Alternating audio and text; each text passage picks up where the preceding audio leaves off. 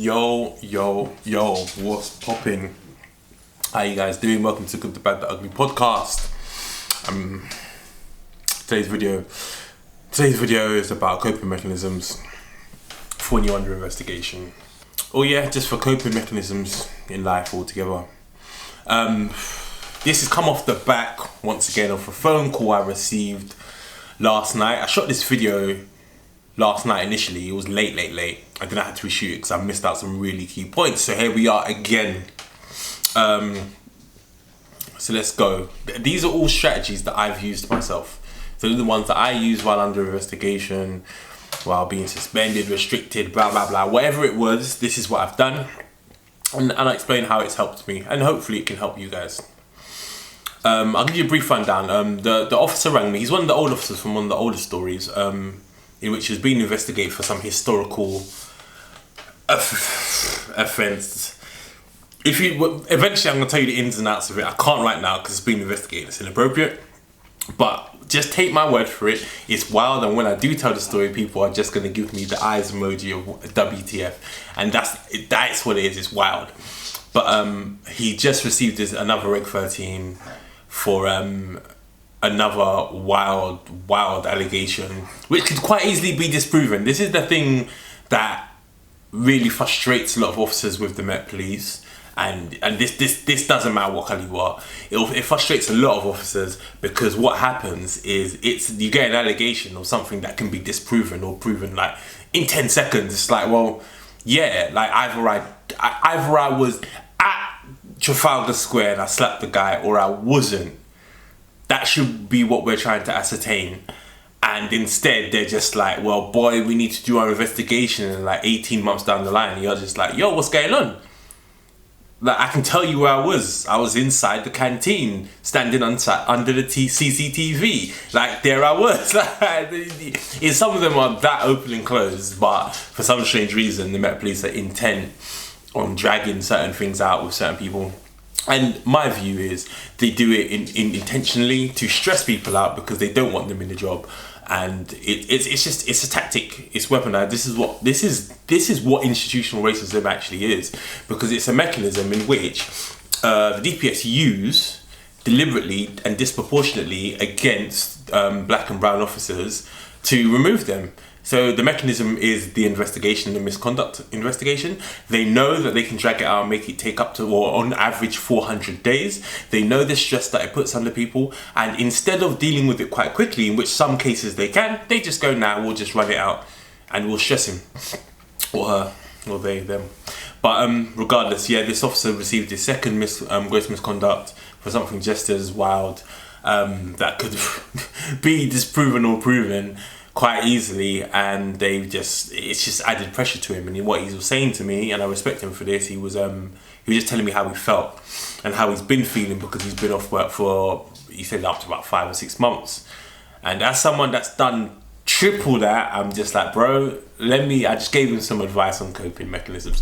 So we'll go from them. Count up. So number 1.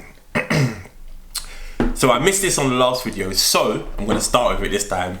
NHS talk therapy. I heard about that. These are all things that I've used and done. I heard about NHS talk therapy on, I think it was the radio. I was listening to LBC, and it just popped up on the radio, and I was like, wow, interesting. And then I think it popped up in my feed on Instagram. But either way, I just quickly Googled. I didn't know, it was probably Instagram, because I didn't Google it. I wanted to Google it, and then it was on Instagram, and then I just clicked the link, and then it was like, boom. And you just get assessed, and then they'll refer you to like an appropriate channel in which to help you most. They do a little assessment. They sit there, ask you some questions like they always do with therapy sessions, to grade you on, you know, how, like, they risk assess you. And then they just go from there. Great resource, it's free. So definitely I would say use it. Number 2, this is what I do. And this is what I suggest every officer, regardless of colour, but obviously I'm catering more towards the black and the Asians. You got but everyone can take this advice. Do a video diary. So a lot of people like to write. Some people don't like writing. or for them it's too time consuming, what I would suggest is do a video diary about how you feel. You don't have to do it every day. You can do it every day, which is cool, but you can, what I would say is do it at least once a week and just update how you feel, what's happened. Like, and I use a scale. I use a scale of 0 to 5. So 5 is, 0, no, 5 is I'm great, life is good, I'm flying, I'm at top of the world, you know what I'm saying? And 0 is I'm about to kill myself and I should probably get some help. But yeah, I'm still sitting in front of this camera. I laugh, it's not funny, but it's true. 0, 1 is, yeah, really bad, kill myself kind of stuff. And I start off my videos like that. I start off with the scale 0 to 5, and I just go from there. Just talk about, you can talk about whatever you want, but it's like a diary. It's cathartic, so it'll help a lot for some, maybe not for everyone. But I strongly advise people start taking keeping diaries of how you feel, and you can keep a diary of the negative effects that the investigation is having on you, because what happens is people like to dispute misconduct and, oh, he's not that bad, he's not that sick, or she's not that sick, or she hasn't got mental health, blah blah blah blah blah blah, has a doctor said this and that. But when, like, you can have irrefutable evidence, you just be like, actually, here you go, here's all 800 of my videos that I took while you had me on gross misconduct, sitting here like an idiot, and then you give me no case to answer, or knocked it, even worse, knocked it down to just misconduct after like 2 years. Here you go, this is how I felt. And when you want to when you want to appeal, when you want to take them to employment tribunal, you can use that as evidence. Because what happens is, and especially for me, time is all jumbled for me. It's all messed up. So I won't remember things like, you know, all the science buffs are going to get on me, but time is seen as linear. Do you know what I'm saying? So for me, remembering things, I can remember things, but I can't remember when they happened. I'm lucky I've got a partner that lived it with me, so she's just like, nah, it was June 15th. Boom, she'll just tell me straight, June 15th. No, this happened here, that happened there. But also what I've got to aid me is I've videoed every single thing. So I've sat there, I've recorded it, so I can, if I really needed to, I could just go back to my videos and just be like, what happened that day, what happened that day, what happened that day?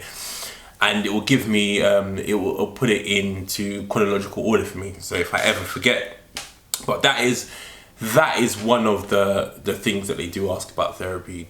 Like, what is your memory like? And mine is, from what it used to be, mine is trash.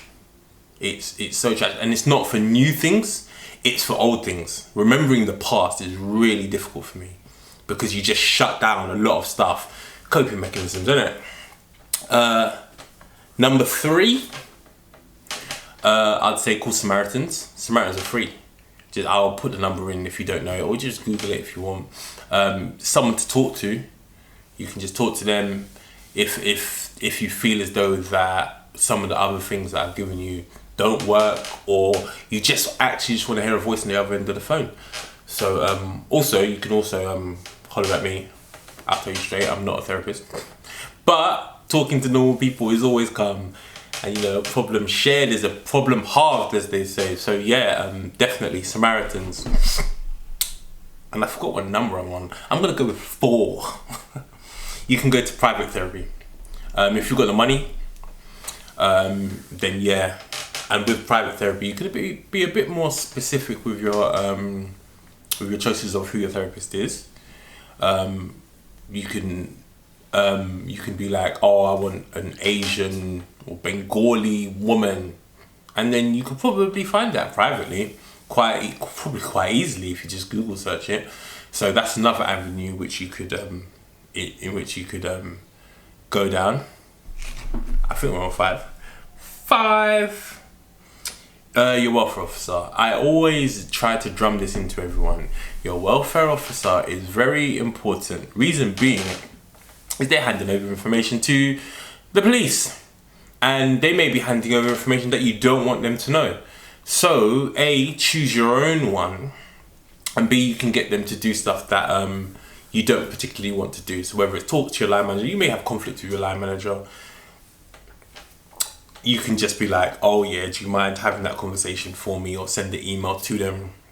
And they can do that for you, but you just need to make them aware of their responsibility, because they are asked to take notes about stuff, and because they're there for your welfare as such.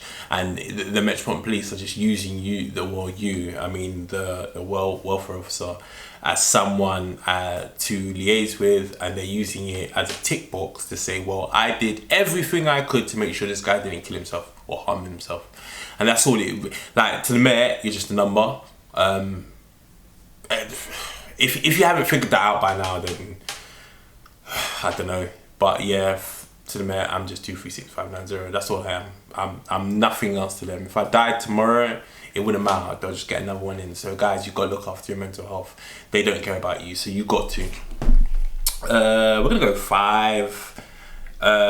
Do not speak to the DPS. I got this advice from someone, and literally I was like, what are you talking like? Nah, man, I need to just hold them accountable. And what he explained to me is, that's your welfare officer, your fed rep, and your solicitor's job. Your job is to chill at home, de-stress, and make sure that you're most relaxed and prepared for the incoming gross misconduct. Because what will happen is the DPS they'll get fancy, and they'll be like trying to email you straight without CCing in anyone else, trying to have conversations with you. And they do this trick. Let me tell you something. You will email them with your fed repping, solicitor, whoever. They will respond only to you. Yeah? They know all them people. They could just hit reply to all. They're like, nah. They're like, no, I don't want these people involved. They will try every trick in the book to go around accountability. These guys are slimy people, so you need to understand who you're dealing with. So do not interact with them. Leave that all to your fed rep. And what you should do is you be using your fed rep as the conduit. This is why I need a good fed rep, because I've spoken to this guy as well, and he's like, fed rep's not that great. And I'm like, yeah, doesn't sound it, unfortunately. Just change. And do not feel a way to tell your fed rep, do you know what? Don't need you anymore. Because it's your mental health, it's your life, it's your job, it's all you. Don't let them do anything. Like your fed rep is not your friend. He's not your friend. And at the end of the day, you're essentially, you pay into the Fed. If you don't pay into the Fed, pay into the Fed now. They're working for you. They're there to represent you. So if you don't feel as though they're doing it well, just bounce and get a new one. Just ask around or come holler at me, and I'll point you in the right direction. I feel like we're on 6. Your fed rep. So liaise, I would say liaise weekly, because this is another problem that a lot of people haven't been doing, and it causes stress. It does cause stress, because you're in limbo for the longest. The DPS aren't going to speak to you. They're not. Remember, they're not there for your welfare. They're not there to find your innocence. They're not there to prove your innocence. They're only there to prove your guilt. That's all they want. They get the biggest jolly out of getting people to gross misconduct, because they're not evaluated on their hit ratio. They can take 100 shots and miss 100 shots. It's nothing to them. So you need to drill that into your head. They do not care about you. Yeah. So use your fed rep, liaise with them on a weekly basis, and if you've got any queries, don't be afraid to tell your fed rep to email the DPS. They'll probably get ignored as well. Don't get it twisted. Do not be under any illusion that they're going to respond to them. The DPS do not respond. Ask any fed rep, they'll tell you it's so hard to get a response from them people, because they're so busy that they can't look at their emails. You know what, I don't even want to make this about cussing them. Let's go with 7. The possibility, we'll go with HR referrals. So to get therapy through the Met, you just get referred via HR, referred to HR, or by HR, both actually. But what you'll do, just go to your line manager, just be like, hey Sarge, how you doing? Could you please refer me to HR, because my mental health is struggling thanks, regards, blah blah blah. That's it. Yeah, just that one line will be fine. You don't have to go any deeper than that. You don't have to tell them the ins and outs of anything.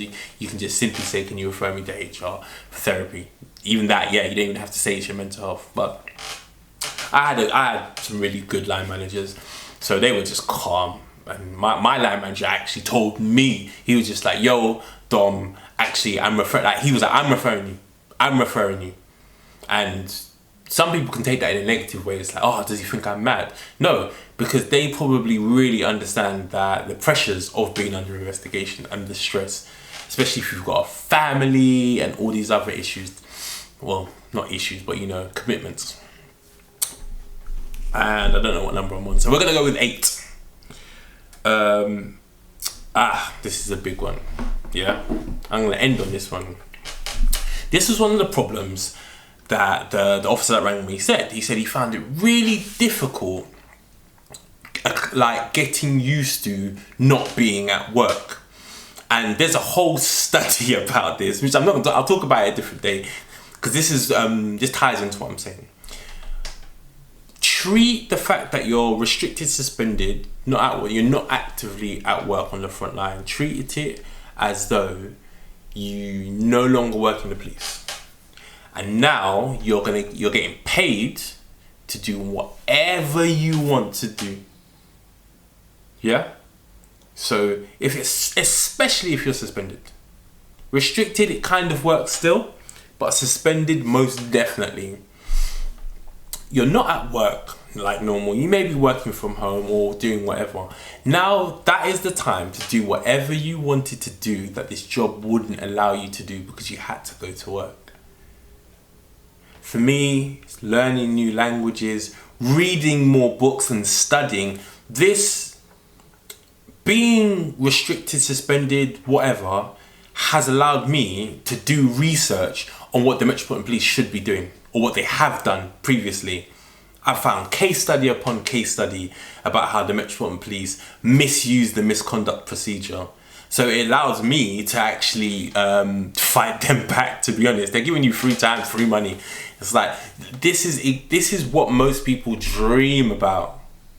Just to, like, I guarantee you at one point you would have said, I wish I didn't have to go to work, but I still got paid. That's you right now. So go out. You can use it to reinvent yourself if you really want to. But do it for, like, I would say, use it to progress yourself and make yourself happy, because you're going to have all those other stresses of the bills, children, all the rest of that. That's cool. You can't really do much about that. But what you can do is de-stress by doing stuff that makes you happy. So I'm going to end it on 8. Anyway, guys, I hope that's helped someone or a lot of people. Yeah, I'm always here, as I say. I'm here. Just holler at me. In between zombie games, I'm all yours. You can talk my ear off. I've got the headphones in. I can play zombies at the same time. It's no problem. No problem at all, guys. But yeah, that's it for me. I just thought this was necessary today. Coping strategies, mechanisms, all of that for you guys. These have all worked for me. These are all the ones I've used. There's probably loads and loads and loads more. But yeah, those are just a few to get you started. Anyway, guys, thanks for watching. Oh, snap. That's another thing I want to show you. The t-shirt. This is my t-shirt. I don't know if you've seen it before. It says fix the police. As you can see. Fix the police. Yeah, if anyone wants one, just shout me. I'll grab you one. Prices are low. Anyway, guys, peace. Thank you for watching.